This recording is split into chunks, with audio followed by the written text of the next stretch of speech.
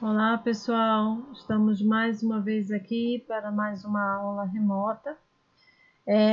Hoje nós vamos continuar falando sobre o casamento, mas vamos falar sobre espécies de casamento, tá?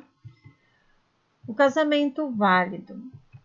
No quarto livro do Código Civil, em que trata sobre o direito de família, o capítulo 8, ele foi destinado para a invalidade do casamento, os quais são as espécies de nulidade e a anulabilidade. As diversas espécies de casamento, como o casamento putativo, o nunculpativo, que nós já vimos, religioso com efeito civil, que também já vimos, o casamento consular e por procuração, que eu acredito, salvo engano, o único que não vimos ainda aí é o casamento putativo, que veremos. Eles terão validade desde que estejam presentes os elementos essenciais e observados os requisitos legais, tá? Que também já falamos sobre isso. Vamos falar um pouquinho sobre o casamento putativo. A gente encontra o casamento putativo no artigo 1561. Né? Vou ler para vocês.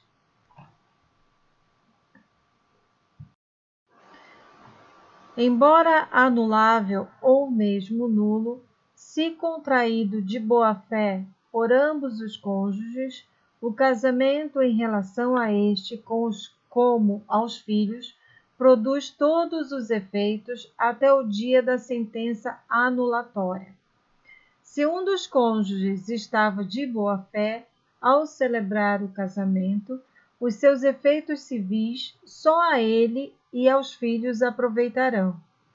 Se ambos os cônjuges estavam de má-fé ao celebrar o casamento, os seus efeitos civis só aos filhos aproveitarão. Esse casamento, por mais que seja nulo ou anulável, ele foi constituído de boa-fé por um ou por ambos os cônjuges. A boa-fé a que se refere quer dizer ignorância da existência de algum impedimento, que aí eu vou excluir, assim, a culpabilidade dessa união conjugal. A boa-fé ela é apurada na celebração do casamento, sendo insignificante o conhecimento da causa da invalidade posterior. Normalmente, a boa-fé é presumida. Por conta disso, cabe a prova para a má-fé da parte que alega. A ignorância da existência de impedimento vem de erro e pode ser, de fato, né? Quando é de fato, por exemplo, os irmãos se casaram e não sabiam que eram irmãos, eles ignoraram a existência do parentesco. Ou de direito, tios e sobrinhos que ignoraram a necessidade de fazer o exame pré-nupcial. Então, o casamento putativo é aquele casamento em que existe um impedimento que eu ignorei, eu casei por boa-fé e eu não sabia que existia esse impedimento. Mas o casamento, de qualquer modo, ele vai ser declarado nulo. Na sentença em que é proclamada a invalidade do casamento, o juiz vai declarar a putatividade de ofício ou a requerimento de uma das partes. Com a omissão da sentença, a declaração ela pode ser obtida em embargos de declaração ou em ação declaratória autônoma. Em caso de coação, não é reconhecida a putatividade do casamento, pois aquela pessoa que coagiu, ela não ignora a existência da coação. Os efeitos dessa espécie de união conjugal são todos de um casamento válido para aquele cônjuge que não sabia, que estava totalmente de boa fé. Ele achava que realmente não existia nenhum impedimento. E esses efeitos eles vão ser produzidos até a data da sentença. A eficácia ela é ex nunc, ela não retroage, né? Não afeta os direitos que foram adquiridos até aquele momento. Neste caso, o casamento putativo, ele parece com a dissolução do matrimônio pelo divórcio.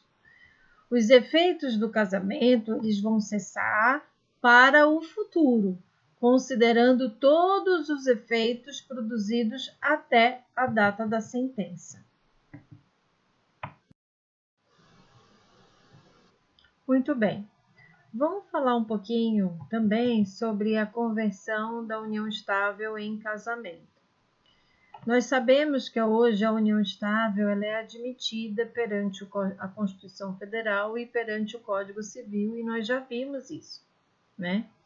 E o artigo 1726 do Código Civil, ele estabelece, ele confirma e ele também dá autorização da conversão da união estável em casamento. Então, vamos lá, 1726. A união estável poderá converter-se em casamento, mediante pedido dos companheiros ao juiz e assento no registro civil. Então, exige o pedido ao juiz. Essa nova exigência pelo legislador, ele desatende o artigo 226, parágrafo 3º da Constituição Federal, que afirma que deve ser facilitada a conversão da união estável em casamento. Na verdade, ir até o judiciário torna-se muito mais fácil casar, né, do que solicitar essa conversão ao casamento. Ressalto que a realização do casamento, ela não produz os efeitos ao passado, no caso da união estável. Ela vai ser válida somente a partir da data em que vai ser realizado o registro do casamento. Então, assim, o legislador, no 1726, ele diz que pode converter, mas ele não facilita essa conversão, porque no próprio 1726, ele afirma que os cônjuges, eles precisam, ou melhor, os companheiros, precisam ir até o judiciário para solicitar essa conversão da união estável em casamento. Então, eu preciso solicitar ao juiz, eu preciso solicitar ao Poder Judiciário, e nós sabemos que os nossos processos, eles não são rápidos, eles demoram. Então, por conta disso, não existe uma facilidade. Então, é mais fácil casar, só que o único detalhe é que os efeitos do casamento, eles vão ser realizados a partir daquele momento em que eu casei, e não a partir da data da união estável, tá? Mas há possibilidade, sim, dessa conversão. E se for convertido, vai ser convertido da data da união estável em que eu estou alegando que começou a união estável, tá? Muito bem.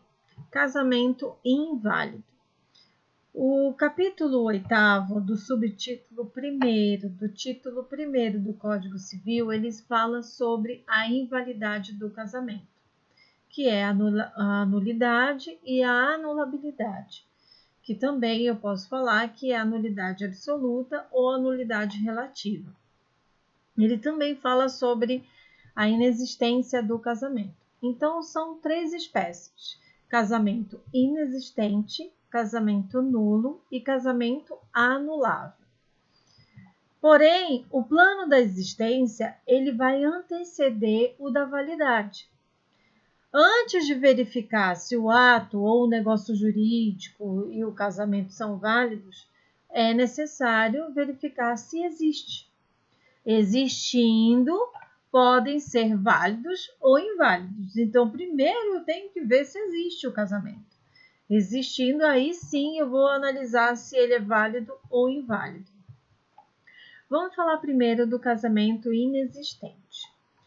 Para a existência do casamento, é necessário a existência dos elementos essenciais, que nós já tratamos sobre isso.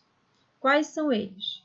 Primeiro é a diferença de sexo, que a gente pode até afirmar que isso já foi afastado pelo Supremo Tribunal de Justiça, devido ter conhecido como entidade familiar as uniões entre pessoas do mesmo sexo, ou seja, as famílias homoafetivas. Então, essa exigência, esse elemento essencial que é a diferença de sexo, eu posso afastar por conta do STJ. Então por que você está falando aqui?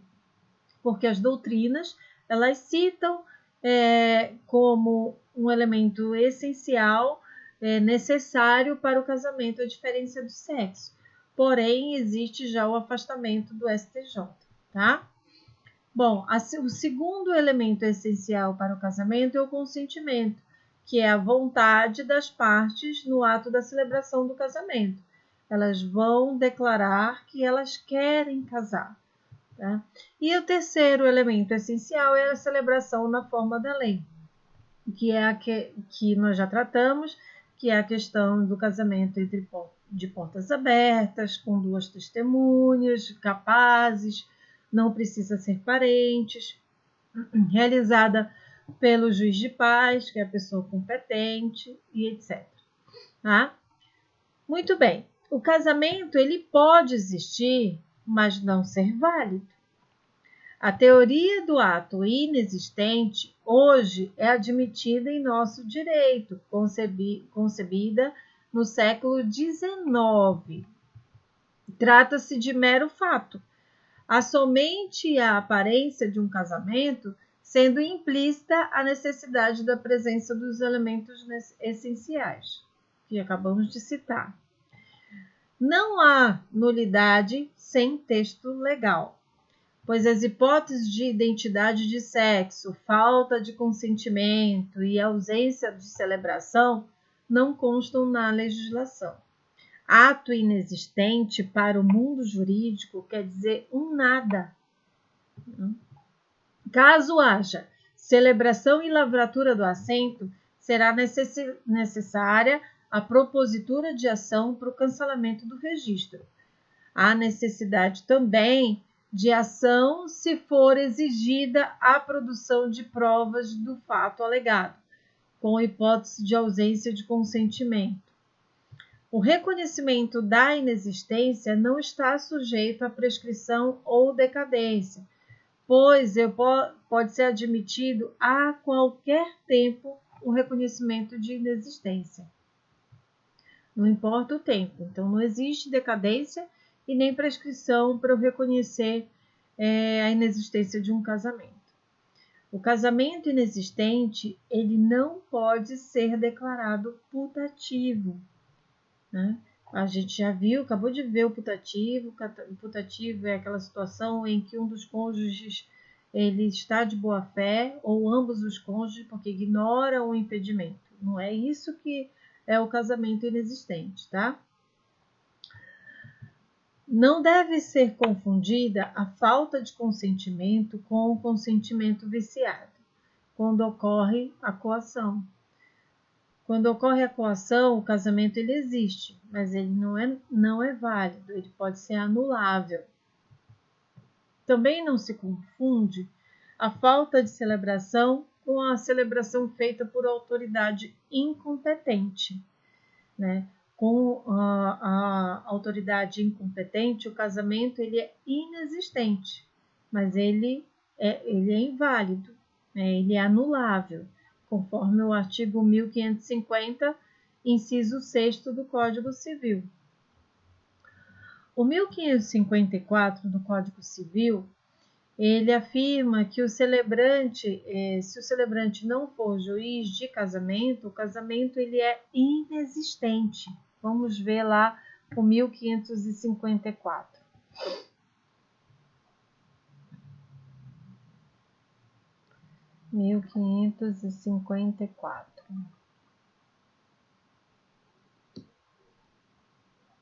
Subsiste o casamento celebrado por aquele que, sem possuir a competência exigida na lei, exercer publicamente as funções de juiz de casamentos e, nessa qualidade, tiver registrado o ato no registro civil, Portanto, o casamento ele não existe porque o celebrante não tinha competência para tanto, né? A aplicação do princípio geral do direito in dubio pro matrimônio, que nós já vimos, né? Na dúvida, vou pelo matrimônio, e do que protege a boa-fé. Aqui eu vou aplicar isso no casamento inexistente, tá? Muito bem. O casamento e a teoria das nulidades. O casamento inválido ele pode ser nulo ou anulável. Depende do grau de imperfeição. A não observação dos requisitos de validade exigidos na lei. Tá? Então, o grau de imperfeição é o que eu vou analisar os requisitos que são solicitados na lei para a validade do casamento. Ato nulo não produz efeito. O casamento putativo ele produz todos os efeitos de um casamento válido para o cônjuge de boa fé, seja ambos os cônjuges ou seja só um. Tá? No artigo 168 do Código Civil, parágrafo único, ele fala que o juiz ele pronuncia de ofício a nulidade dos atos jurídicos em geral. Vamos ver lá o parágrafo único do 168 do Código Civil. As nulidades devem ser pronunciadas pelo juiz quando conhecer do negócio jurídico ou dos seus efeitos e as encontrar provadas, não lhe sendo permitido supri-las, ainda que a requerimento das partes. Tá? Então, o juiz ele pode pronunciar de ofício a nulidade do ato jurídico. Então, ele pode pronunciar de ofício a nulidade do casamento. Tá? O 1549 e o 1563 do Código Civil, ele fala sobre a nulidade do casamento, que pode ser somente declarada em ação ordinária. Não pode ser declarada de ofício. Tá? O parágrafo único fala que o negócio jurídico, o ato jurídico, ele pode ser pronunciado de ofício, só que o 1549 e o 1563, ele fala que a nulidade do casamento ele somente pode ser declarada em ação ordinária e não pode ser declarada de ofício. Vamos ver o 1549. A declaração de nulidade de casamento, pelos motivos previstos no artigo antecedente, pode ser promovida mediante ação direta por qualquer interessado ou pelo Ministério Público. Então, só quem pode promover a ação é a pessoa interessada ou o Ministério Público, né? Vamos lá, mediante ação direta. 1563. A sentença que decretar a nulidade do casamento retroagirá a data de sua celebração sem prejudicar a aquisição de direitos a título oneroso por terceiros de boa-fé, nem a resultante de sentença transitada em julgado. Então, aí já fala da sentença no caso, né? Então, o 168, parágrafo único, diz que o juiz pode pronunciar de ofício uma nulidade de um ato jurídico, que eu posso considerar o casamento como um ato jurídico, só que o 1549 diz que não, que eu preciso entrar com ação ordinária, com ação direta. Tá? Enquanto não é declarado nulo por decisão judicial transitada em julgado, o casamento ele existe e produz os efeitos, incidindo todas as regras sobre os efeitos do casamento, como os deveres dos cônjuges, os regimes de bens e etc. O casamento nulo, para ele ser declarado nulo, eu preciso entrar com a ação declaratória de nulidade. E aí eu vou ter uma sentença. E essa sentença é ex tunc, ou seja, ela vai retroagir até a data da celebração do casamento. Agora, quando a gente fala em anulabilidade, né, reclama a propositura da ação anulatória, ou seja, produz os efeitos somente a partir da prolação da sentença. Então, não retroage. Aí, nesse caso, é ex nunc, tá? Casamento nulo. Casos em que o Código Civil considera nulo o casamento, a gente pode encontrar no 1548. Vamos lá.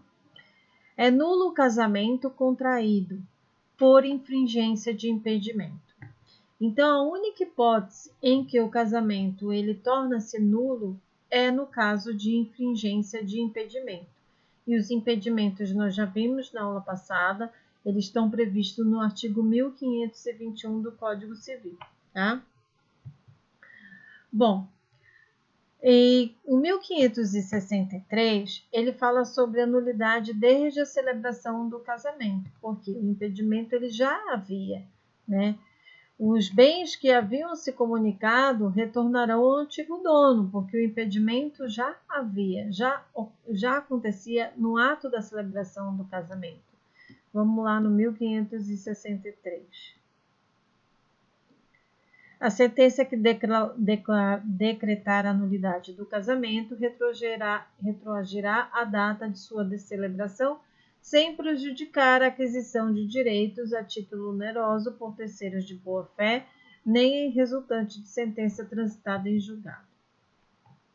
O 1561, ele fala que quando existe o casamento nulo, é aproveitado pelo menos aos filhos, né? Aproveita aos filhos essa questão. Então, vamos lá, 1561.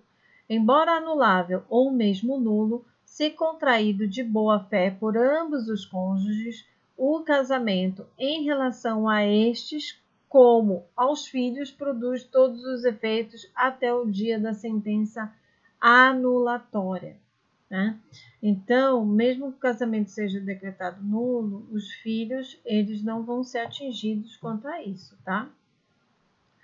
Enquanto não for declarado nulo por decisão judicial transitada em julgado, o casamento ele existe e produz todos os seus efeitos, né? Como eu disse, os deveres conjugais e inclusive o regime de bens, né?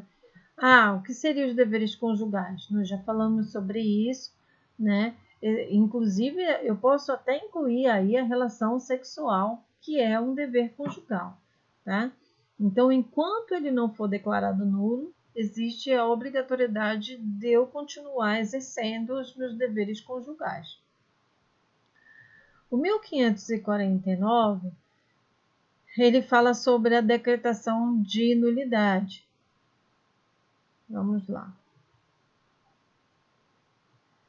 A decretação de nulidade de casamento pelos motivos previstos no artigo antecedente pode ser promovida mediante ação direta por qualquer interessado ou pelo Ministério Público, foi o que vimos ainda agora, né? Então, para eu entrar com ação direta, ação declaratória de nulidade, pode entrar qualquer interessado ou o Ministério Público que verificar e tomar conhecimento do impedimento daquele casamento, ele pode requerer, sim, a ação direta, tá? Antes de requerer essa ação de nulidade, né, o 1562, ele fala de separação de corpos. Vamos ver o que trata o 1562. Antes de mover a ação de nulidade do casamento, a de anulação, a de separação judicial e de divórcio direto ou a de dissolução de união estável, poderá requerer a parte, comprovando sua necessidade, a separação de corpos, que será concedida pelo juiz com a possível brevidade. Então, eu posso requerer, antes de entrar com a ação direta de nulidade, para eu não ter que manter os meus direitos conjugais, eu posso requerer antes a ação de separação de corpos, né? Então, eu posso solicitar para que não continue ainda mantendo aquele relacionamento, pelo menos por enquanto, até sair a ação de nulidade. A ação declaratória de nulidade é permitida somente a quem tenha legítimo interesse econômico ou moral, os próprios cônjuges, os antecedentes, os descendentes, irmãos, cunhados e o primeiro cônjuge do bígamo, se for o caso, né? Interesse econômico, os herdeiros sucessíveis, os credores dos cônjuges e os adquirentes de seus bens, como até a companheira. Tá? Essas pessoas é que podem entrar com a ação declaratória de nulidade. Muito bem. Casamento anulável. O casamento anulável ele está lá no 1550, né? Ele fala do casamento anulável e nós vamos tratar todos os itens. Vamos lá. É anulável o casamento de quem não completou a idade mínima para casar, do menor de idade núbil, quando não autorizado por seu representante legal, por vício da vontade, nos termos dos artigos 1556 a 1558. Do incapaz de consentir ou manifestar de modo inequívoco o consentimento, realizado pelo mandatário sem que ele ou o outro contraente soubesse da revogação do mandato e não sobrevindo coabitação entre os cônjuges, por incompetência da autoridade celebrante. Muito bem. O 1550, ele relata todas as possibilidades de anulação do casamento. O casamento anulável, ele produz todos os efeitos enquanto não anulado por decisão judicial transitada em julgado. A sentença que anula o casamento tem efeitos retroativos, como se jamais tivesse sido contraído o casamento. Desfaz o matrimônio como se nunca tivesse existido, salvo no caso da putatividade, salvo no casamento da putatividade, não é o caso aqui. O artigo 1552, 1555 e 1559 do Código Civil, ele fala sobre a legitimidade de entrar com essa ação de solicitação de anulação do casamento. Tá? Observem que são duas coisas diferentes. Eu tenho o casamento nulo e o casamento anulável. Tá? O casamento nulo, qualquer interessado pode entrar, ou o Ministério Público, tá? E ele tem qualquer infringência de impedimento, o casamento é nulo. Aqui a situação muda. O 1550 ele relata os motivos para a anulação do casamento. Tá? Vamos lá, o 1552 ele fala quem é parte legítima para entrar com a ação anulatória. E se a gente observar, nós vamos ver que esses que são as partes legítimas são partes diretamente interessadas na anulação do casamento. Então, vamos lá, 1552. A anulação do casamento dos menores de 16 anos será requerida, primeiro, pelo próprio cônjuge menor, segundo, por seus representantes legais, terceiro, por seus ascendentes. Né? Vamos falar um pouquinho sobre essa questão do defeito da idade. O 1552, ele fala sobre a ação anulatória que ela poderá ser proposta pelo próprio cônjuge menor, mesmo sem representante. E se a gente for olhar os outros artigos, nós vamos ver que existe um prazo para isso. O prazo são 180 dias a partir da celebração. Vamos lá no 1555. O casamento do menor em idade núbil, quando não autorizado por seu representante legal, só poderá ser anulado se a ação for proposta em 180 dias por iniciativa do incapaz, ao deixar de sê-lo, de seus representantes legais ou de seus herdeiros necessários. O prazo estabelecido neste artigo será contado do dia em que cessou a incapacidade, no primeiro caso, a partir do casamento, no segundo e no terceiro, da morte do incapaz. Parágrafo 2º. Não se anulará o casamento quando a sua celebração houver assistido o representante legal do incapaz ou tiverem por qualquer modo manifestado a sua aprovação. Observem que o menor ele pode solicitar a anulação do casamento quando ele completar a idade núbil, que seria aos 16 anos, tá? Que é a capacidade núbil, tá? Ele pode solicitar, tem 180 dias para isso, mesmo sem representação. Porém, se o seu representante legal ele estava no dia do casamento ou tiver manifestado a aprovação, ele não é válida essa solicitação de anulação do casamento, tá? O 1559, ele continua.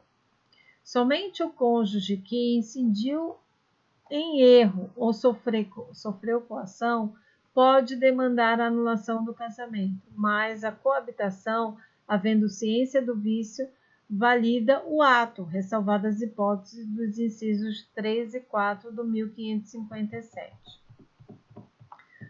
Bom, a gente está falando sobre o defeito de idade, né?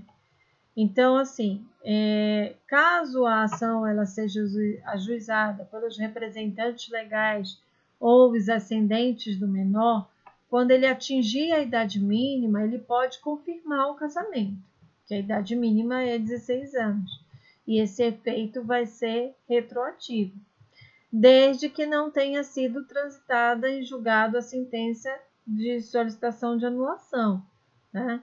Com autorização dos representantes legais ou suprimentos judiciais.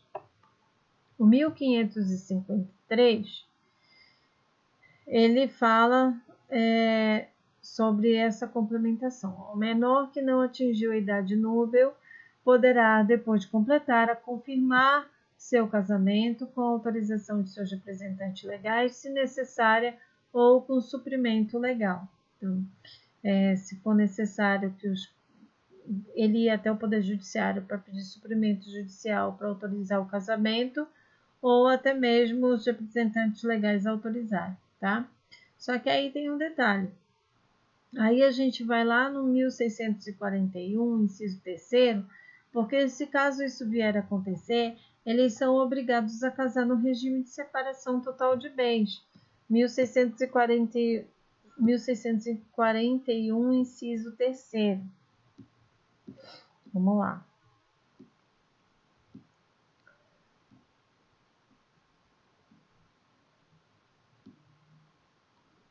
É obrigatório o regime de separação de bens no casamento, de todos os que dependerem de casar de suprimento judicial. Então, se caso ocorrer de eles necessitarem de suprimento judicial, eles vão ser obrigados a casar em regime de separação total de bens, tá?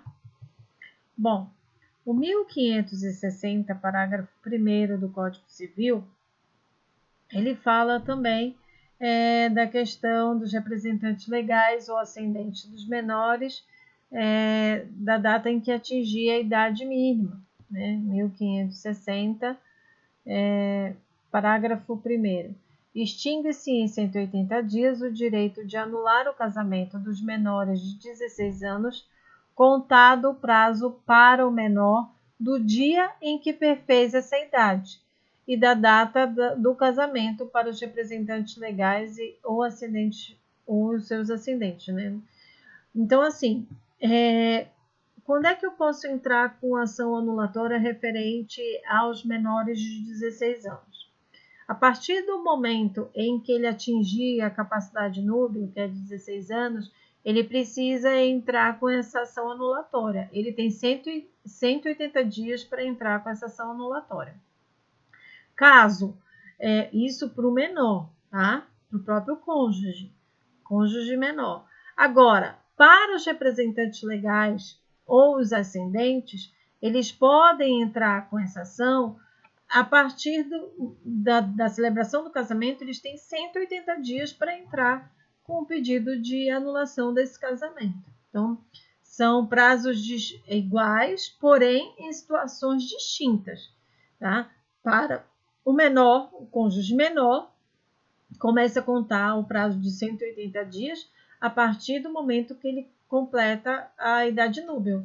Agora, para o representante legal ou ascendentes, começa a contar a partir do momento em que há a celebração do casamento, 180 dias. Tá?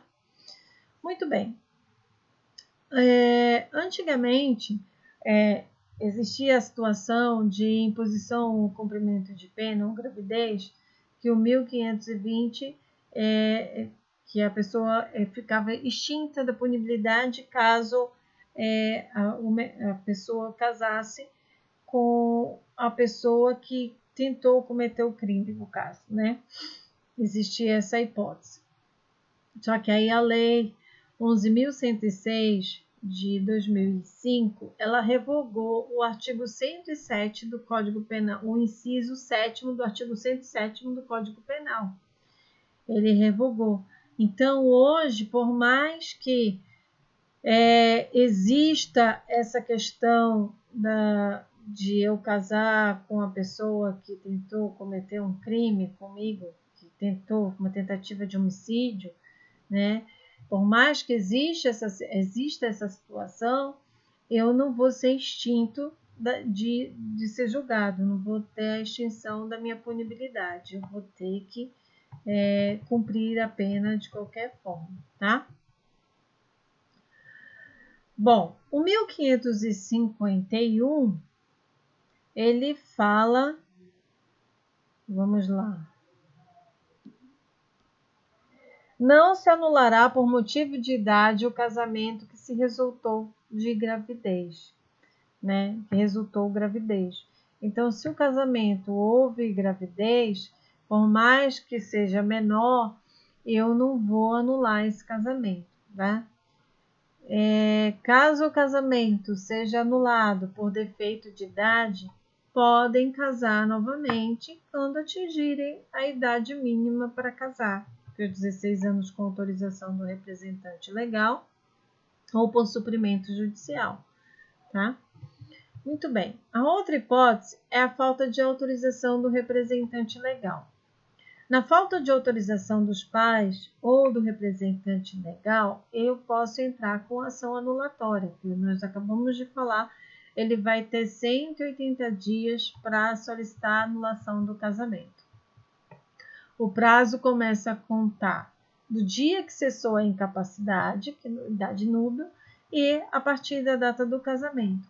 Ou então, da morte do incapaz, da pessoa do cônjuge menor. A partir daquele momento, eu posso entrar com ação declaratória se caso ele vier a morrer, tá? Nós já falamos sobre isso, só faltou a questão da morte, né? Outra situação é o erro essencial sobre a pessoa do cônjuge. Olha só, gente, a anulação do casamento por erro essencial quanto à pessoa do outro cônjuge, ela trata no 1556.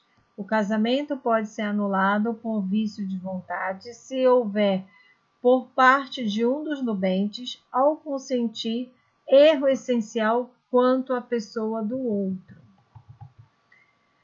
E o 1557, ele cita hipóteses de erro essencial. Considera-se erro essencial sobre a pessoa de outro cônjuge. Primeiro, o que diz respeito à sua identidade, sua honra e boa fama, sendo esse erro tal que o seu conhecimento ulterior torne insuportável a vida em comum ao cônjuge enganado. Segundo, a ignorância de crime anterior ao casamento, que por sua natureza torne insuportável a vida conjugal. Terceiro, a ignorância anterior ao casamento de defeito físico irremediável que não caracterize deficiência ou de moléstia grave e transmissível por contágio ou por herança, capaz de pôr em risco a saúde de outro cônjuge ou de sua descendência. Bom, vamos por partes, né? O erro sobre a identidade do outro cônjuge, sua honra e boa fama, que trata o inciso primeiro. Essa situação aí eu tenho duas hipóteses. Eu tenho a hipótese física, que é raro, o casamento com pessoa diversa, a substituição ela é ignorada pelo outro cônjuge, né? Como assim? Eu estou me casando com uma pessoa e eu achei que ela fosse outra, né? Então eu casei com outra pessoa, né? Pegou documentos falsos e tudo mais, tá? Então isso é uma questão de erro sobre a identidade. E tem a questão também sobre o civil. A identidade civil é um conjunto de atributos ou qualidades com que as pessoas se apresentam no meio social. Honrada é pessoa digna, né? Boa fama, conceito e estima social que a pessoa goza por agir corretamente. Por exemplo, eu casei com uma prostituta e eu não sabia que era prostituta, né? O meu marido, ele tem práticas homossexuais e eu não sabia que ele tinha práticas homossexuais. Então, houve aí o homem e a mulher, nesse caso, esconderam essas questões. Então, eu posso sim requerer anulação. Requisito para que a invocação desse erro essencial possa ser admitida, por exemplo, é o defeito, que é ignorado por um dos cônjuges, né, que venha preexistir o casamento. Esse defeito ele existiu antes do casamento. A descoberta das circunstâncias após um matrimônio, e isso tornou insuportável a vida em comum para o cônjuge que foi enganado. Se a vida não é insuportável, eu não tenho o que falar em causa de anulação, tá? Agora, se a vida é insuportável, eu posso requerer a anulação. A outra hipótese é a ignorância de crime ultrajante.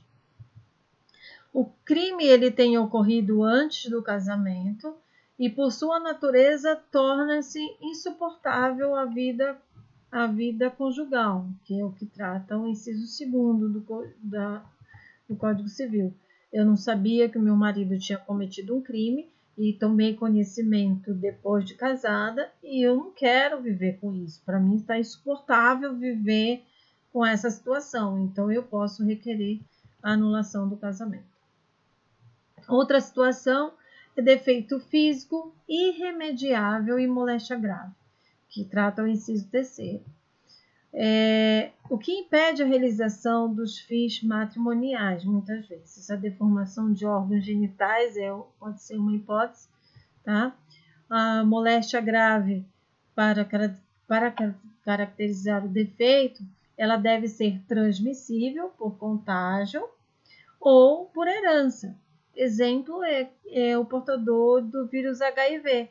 Eu não sabia que ele tinha vírus HIV e eu não quero continuar casada com uma pessoa que tem a portabilidade do vírus HIV, porque eu casei sem saber que ele tinha, né? No caso, houve a omissão aí para mim, tá? Temos também o inciso 4º, que fala sobre a doença mental grave, né? Ou melhor, o inciso 4º do artigo 1557, ele tratava sobre a doença mental grave. Ele foi revogado pela Lei 13.146 de 2015, tá? Então, esse não entra mais. Bom, vício da vontade determinado pela coação. O casamento, ele foi contraído por pessoa que foi coagida. A ação somente pode ser promovida pelo próprio coacto, pelaquela pessoa que foi coagida, né? O prazo para isso é um prazo de 4 anos a contar da celebração do casamento. O 1559 e o 1560, inciso 4º, falam sobre isso. Vamos lá. 1569. Somente o cônjuge que incidiu em erro ou sofreu coação, pode demandar a anulação do casamento, mas a coabitação, havendo a ciência do vício, valida o ato, ressalvadas as hipóteses dos incisos 3 e 4 do 1557. O 1560, inciso 4. O prazo para ser intentada a ação de anulação do casamento a contar da data da celebração, 4 anos, se houver coação. O 1558, ele fala sobre a caracterização da coação. Vamos lá. É anulável o casamento em virtude de coação quando o consentimento de um ou de ambos os cônjuges houver sido captado mediante fundado temor de mal considerável e eminente para a vida, a saúde e a honra sua ou de seus familiares. Então, se aquele cônjuge ele foi coagido ao casamento, ele tem 4 anos a partir da data da celebração do casamento para entrar com o pedido de coação ou de anulação. Tá? Outra situação é a incapacidade de manifestação do consentimento. O 1550, inciso 4. Vamos lá. É anulável o casamento do incapaz de consentir ou manifestar de modo inequívoco o consentimento. Muito bem. A incapacidade ela pode ser permanente ou duradoura. Se isso acontecer, o casamento ele é nulo, né? Ato nulo ele pode ser o total ou o permanente. O anulável ele apenas vai reduzir, né? Vai apenas haver alguma redução. A ação de anulação do casamento ela vai contar a partir da data da celebração, 1560, inciso 1º. O prazo para ser intentada a ação de anulação do casamento a contar da data da celebração é de 180 dias, no caso do inciso 4º do 1550. Outra hipótese é a realização por mandatário, estando revogado o mandato, né? Que trata o casamento por procuração. Quando a gente tratou de casamento por procuração, eu falei para vocês, se eu for receber uma procuração para casar, é claro que eu vou confirmar com o cônjuge antes de receber a esposa ou o marido dele, o outro cônjuge, para saber se é realmente isso que ele quer fazer, tá?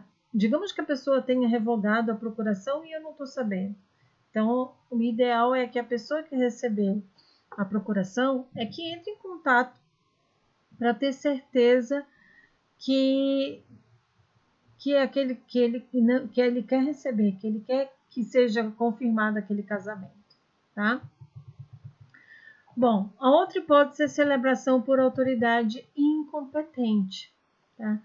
O 1560, no inciso 2º, ele fala o prazo que é de 2 anos, se incompetente a autoridade celebrante, tá? Então, a partir da celebração, eu tenho 2 anos para entrar com ação requerendo a anulação do casamento, né? A autoridade competente, a gente já falou, né? Precisa ser o juiz de paz ou o juiz de casamento para celebrar. Se não for, só na hipótese do casamento religioso com efeito civil, que aí sim há possibilidade de o casamento ser válido, e aí a gente já falou quais são os requisitos que tem que fazer para a validade desse casamento. Vamos falar rapidinho sobre o casamento irregular. O casamento irregular é o casamento contraído com a inobservância das causas suspensivas.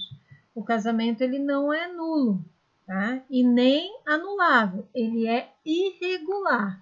Lembra-se que as causas suspensivas que estão previstas lá no 1523 fala sobre um conselho da lei, não deve casar. Tá? Então, se casar, vai casar sobre uma sanção, que tem a previsão no 1541, sobre o regime de separação total de bens. Então, o casamento irregular, ele foi concebido com o fundamento havia uma causa suspensiva. Então, a partir do momento que há essa causa suspensiva, eu tenho um casamento irregular. Né? E aí, para eu casar, eu teria que casar no regime de separação total de bens. Se isso não ocorreu, esse casamento ele é irregular. Ele não é nulo e nem anulável. Ele é irregular. Tá? Bom, ficamos por aqui. Por hoje é só. E até a próxima aula. Tchau!